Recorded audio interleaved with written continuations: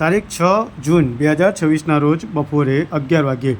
મહેસાણા મહાનગરપાલિકાના મેયર સોનલબેન ઓઝાએ પોતાના હાથે જાતે મહેસાણાની જનતાને છાશ પીરસીને ઠંડક આપી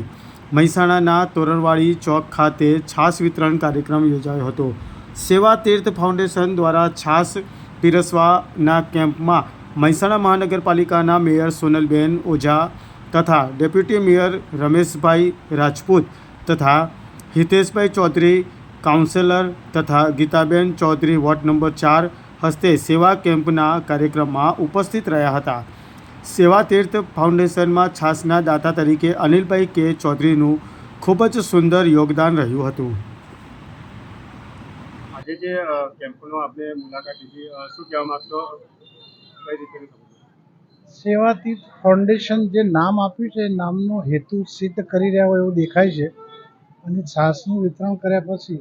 મહેસાણાની જનતા ગરમીમાં અસહાય બજારમાં જે લાવો લઈ અને ઠંડક અનુભવે છે એ ખૂબ સારી વાત છે અને સેવાતીર્થ ફાઉન્ડેશનના આખી ટીમનો અમે મહેસાણાના મહાનગરપાલિકા તરીકે આભાર માનીએ છીએ કે લોકોની ઠંડક સુધી પહોંચાડી અને સેવા છાશનું વિતરણ કરીને ઠંડક આપે છે અને સેવાનું કાર્ય સિદ્ધ કરે છે તે બદલ એ બધાનો ખૂબ ખૂબ આભાર। શું કહેશો બેન, આજે સેવા તીર્થ ફાઉન્ડેશનમાં આપને એક લાભ મળ્યો કે છાશ લોકોની આપણી જનતાને આપવા માટે, શું કહેવા માંગશો? સૌથી પહેલાં તો સેવા તીર્થ ફાઉન્ડેશનના દરેક સભ્યો અને પ્રમુખ મહેશભાઈ સર્વનો ખૂબ ખૂબ આભાર। અને હું એટલું કહીશ કે આ બધાને જે આ ગરમી પડી રહી છે આટલી અને એમાં એક આ સેવાનું કાર્ય છે તો બધાના આશીર્વાદ પણ એમને મળશે આટલી ગરમીમાં અને એમને આ જે કાર્ય કર્યું છે એ માટે એ બદલ બધાનો ખૂબ ખૂબ આભાર। બેન, આપણે બીજી એક પહેલ કરી છે કે